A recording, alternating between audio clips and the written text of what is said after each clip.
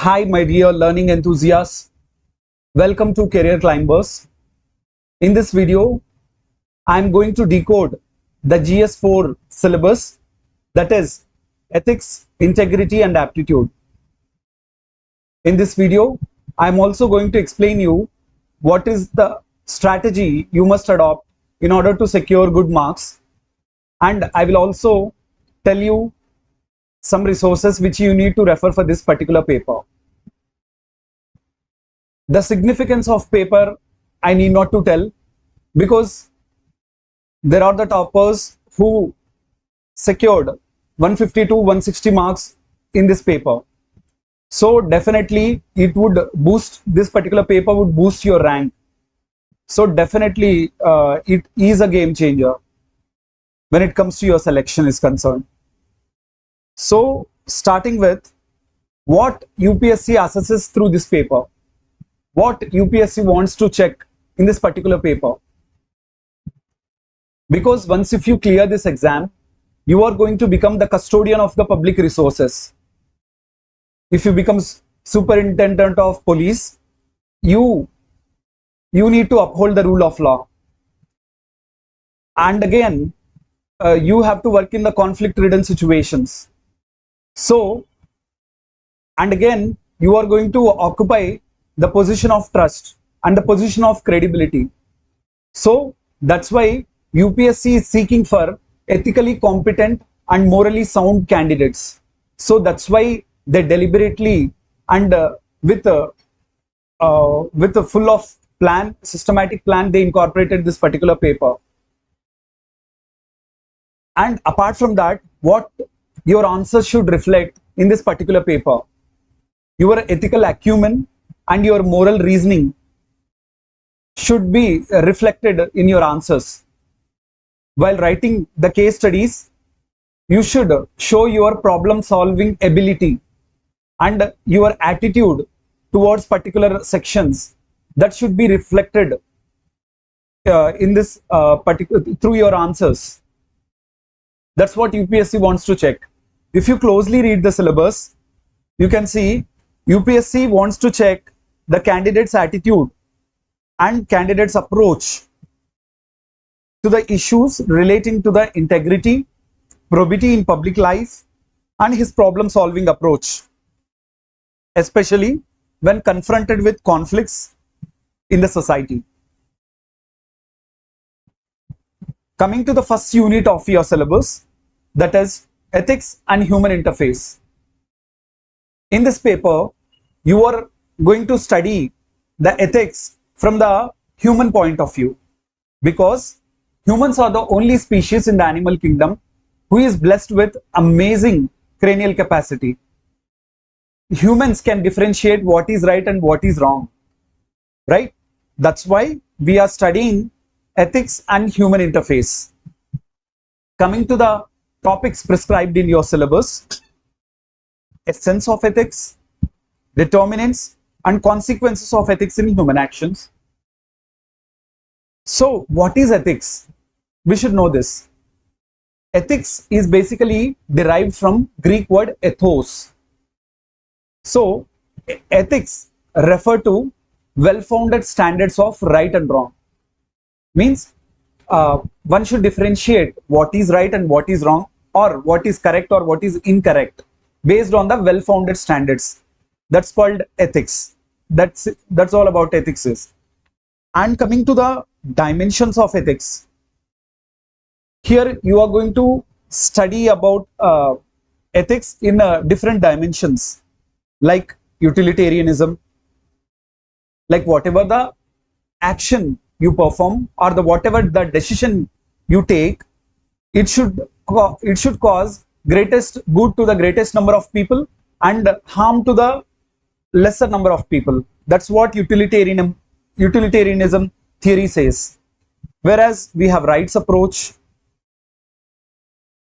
justice approach. So whatever the action you perform and whatever the decision you take, it should be just and fair. Okay, so we have different dimensions like this when it comes to ethics is concerned. And again, ethics is not just confined to the civil services. For a good doctor, he is expected to follow medical ethics. For a good lawyer, he is expected to follow legal ethics. A good manager is expected to follow managerial ethics. A corporate is expected to follow corporate ethics. So ethics is required in all walks of life. But here in this paper, predominantly we deal with administrative ethics. That's the one dimension as far as ethics is concerned. Ethics may have philosophical dimension, psychological dimension also. You can see, I will explain about that in the forthcoming chapters. Ethics in private and public relationships. In order to enhance your credibility, a person has to be ethical at the personal level, I mean, in the private life as well as in the public life as well. Human values. So what are values? Values are basically the principles which guide the human action. The principles which a person may consider dearer to particular person. They are called values. So here we need to inculcate, or we need to study the lessons given by the great leaders, reformers and administrators. Apart from that, we also study the role of family, society and educational institutions in inculcating values.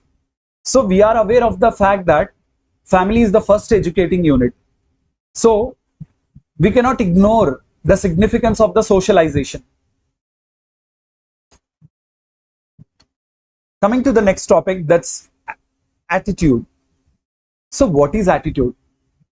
Attitude is basically your predisposition or your outlook towards particular thing, object or a situation.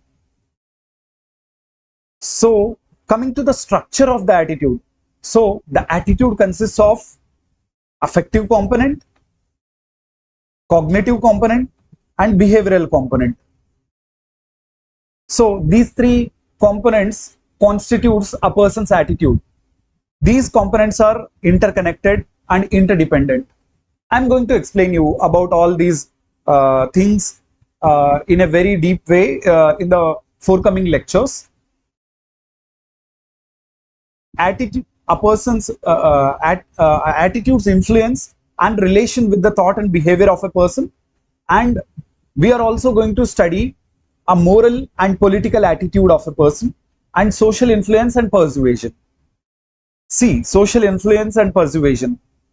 Tomorrow, once if you become bureaucrat, you are expected to deal with very conflicting situations also. Sometimes you may have to work in the left-wing extremism affected areas. Sometimes you may be expected to work in the insurgency affected areas, or sometimes you may be expected to function in a disaster hit areas. So there you need to persuade the people. For example, if you are working for the tribal area, so there you need to persuade the tribal people in order to make the schemes of the government successful. Next topic, it's about aptitude and foundational values of civil services. A civil servant is expected to be morally sound, as I mentioned just now. So a civil servant is expected to follow certain values. So these values are mentioned by the Nolan committee, also prescribed certain values, and even our second ARC, it also prescribed certain values like integrity, impartiality, non-partisanship, objectivity, dedication to public service, empathy, tolerance and compassion towards the weaker sections. So what is integrity? Integrity is basically a wholesomeness in the person's character. So what a person thinks, how a person acts and how a person feels, it should be in harmony. Only then he will be, we can call that particular person as a person with integrity. Coming to the impartiality. So whatever the action you take or the decision you take, so that decision should be impartial, that should be neutral, that shouldn't be biased towards particular section. Whatever the decision you take, it should be non-discriminatory in nature. Coming to the non-partisanship, as civil servants at the end of the day, they have to work with the political executive.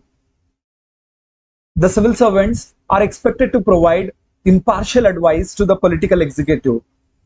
So what we need is impartial and non-partisan ship we should demonstrate as a civil servants. Coming to the next value, that is objectivity. So whatever the decisions we take, that should be based on the merit, and a person should be dedicated to the public service.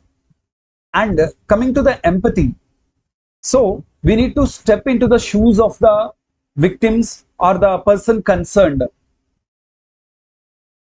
Tolerance, as we are living in a diverse society, we should accommodate the differences, we should accommodate differences and diversity.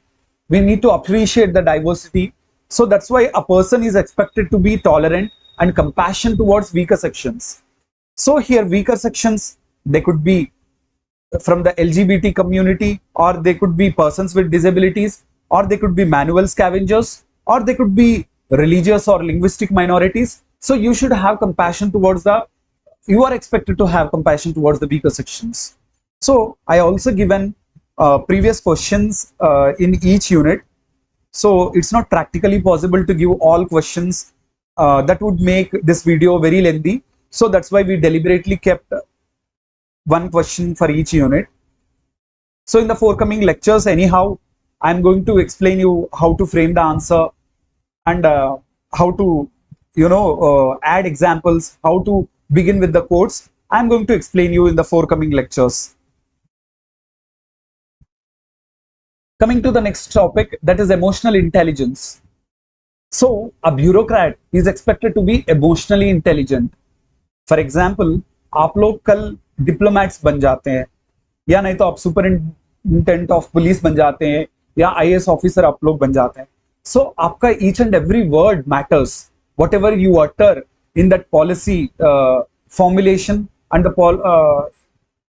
the diplomacy, or whatever the word you utter in the society, that matters, because you are occupying the position of trust, you are occupying the position of credibility. So that's why a bureaucrat is expected to be emotionally intelligent. So what is emotional intelligence? So emotional intelligence is a person should be capable enough to pursue one's own emotions and other people's emotions also. We are expected to understand one's own emotions and others' emotions also. And coming to the application of the ethics in the administration, that is also going to be checked. So I'm going to explain about emotional intelligence. I'm going to make you solve more and more case studies also. And coming to the contribution of moral thinkers and philosophers from India and the world. So you just prepare a set of philosophers or moral thinkers from the Western world as well as from the India as well. For instance, Socrates, Plato, Aristotle, Voltaire, John Stuart Mill, when it comes to the Western world is concerned. Whereas when it comes to India, you can prepare, like Swami Vivekananda and again Rabindranath Tagore. So Swami Vivekananda, he gave fundamental unity of religions. Especially today, we debate about religion day in and day out. So Swami Vivekananda's ideas, definitely it would act as a compass for us in the society. And again, as we vehemently debate about nationalism in the recent past, we debated about it. So Rabindranath Tagore's idea of universalism, humanism, is very much significant and relevant. So just prepare a set of philosophers, their quotes, their teachings and the keywords which they have mentioned, so that you should they would become handy for you while writing answers. Coming to the next topic is about public service values and ethics in public administration. So as I told you, here we are going to see ethics predominantly from the administrative perspective, that is administrative ethics, right? So laws, rules, regulations, and conscience as a source of ethical guidance.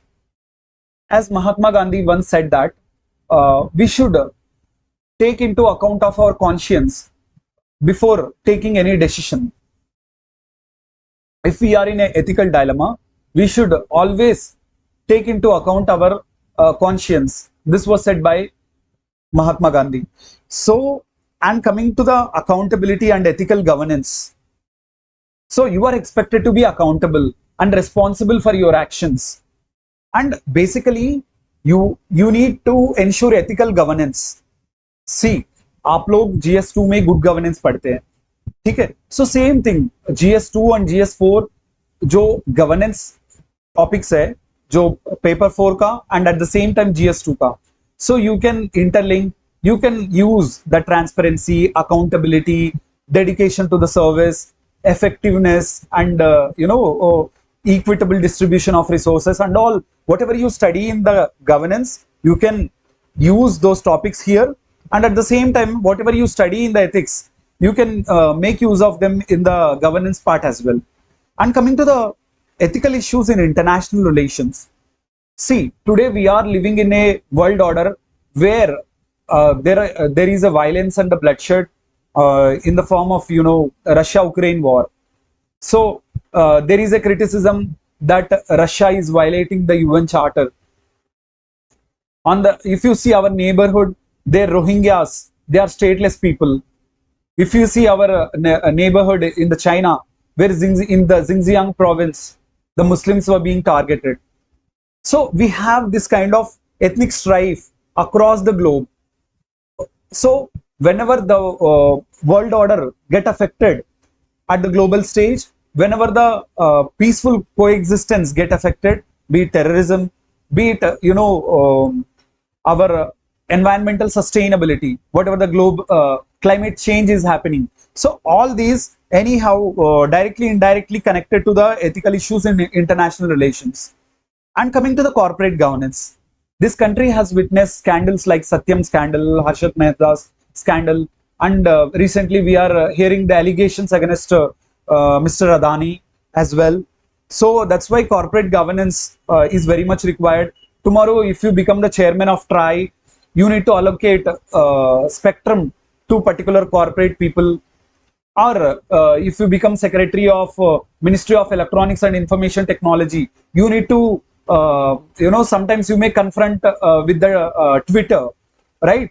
So that's what happening in the recent past. So you need to, while reading newspapers, you should be utmost conscious to fetch these examples. And coming to the next topic, probity in governance and concept of public service, philosophical basis of governance and probity.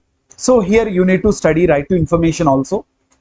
As we are aware of the fact that right to information was enacted in 2005 and it was brought to ensure transparency and accountability in the governance, right? So on coming to the code of ethics, code of conduct. So once if you become the civil servant, you need to forget whatever the values or the prejudices you learned, whatever the prejudices especially you learned from your family. Here you are expected to follow, whether you are Sikh, Hindu or Muslim or Christian, you are expected to follow code of ethics. You are expected to follow constitutional morality. You are expected to follow code of conduct. So coming to the citizen charter. So citizen charter is basically a voluntary commitment of an organization. What are all the services they are going to be provided? And again, work culture. Yes, work culture matters a lot, because अगर आप कोई bank visit करते हो, उस bank में अगर bank manager आपसे अच्छा रेस्पॉन्ड नहीं करता है, so definitely you don't wish to go to that bank. So that's why many people these days they prefer to go private services, take private services. So that's why the quality of service delivery. So at the end of the day, you have to make the ease of living to the people. And coming to the utilization of public funds and the challenges of corruption. So as corruption is, misusing one's own position to acquire or to make benefit of one's own private interest or personal interest, that's called corruption. I'm just explaining in a loose terms. I'm going to give you a technical definition in the forthcoming classes. And coming to the, so this is all about theoretical part is concerned. So most likely UPSC gives these days they are giving 125 marks from the theoretical part. So whatever the theoretical part you learned so far, you need to apply them in the case studies. So what is case study? So case study is basically, they would provide you a particular circumstance, and they would give you stakeholders, and you may confront ethical dilemma there.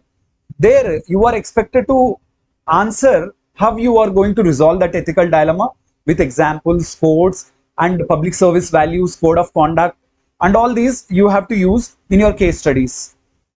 So definitely I would help you in a 100% manner when it comes to the ethics paper is concerned. So we are here for you. So this is all about GS4 syllabus and the approach you need to follow. And coming to the resources for this particular paper, there are certain people, they are preparing lexicon, but I would suggest you to read second day RC as well, second day RC, and RK Arora's ethical governance. I would suggest you to read this also. And in the forthcoming lectures, anyhow, we are going to give you case studies. So you can cover up through these things. So thank you. Thank you so much. Keep learning and keep growing. Bye bye.